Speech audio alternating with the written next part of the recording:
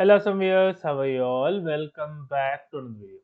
Guys, in this video we are going to discuss how do we create a CSV file in MacBook, or how do we create a CSV file using numbers in MacBook. For that guys, just click on the search, type numbers here, click on open.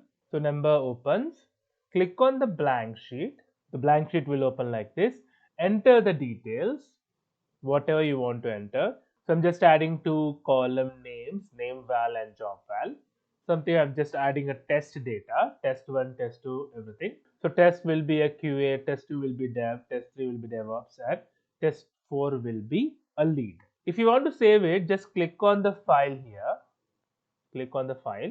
Just click on export to CSV file. It will ask you for PDF, Excel, CSV numbers, include the table names or not. You have to enter. I don't want to include the table names. I'll just click on save. I'll just save it as Postman data. I'll click on export. As you can see on the screen, I am in the document. The Postman data is there, and it is in the name of CSV document. Hope you like the video, guys. If you like the video, please click on like. If you're a new viewer, please click on subscribe. Till then, guys, take care. Have a great day. Bye bye.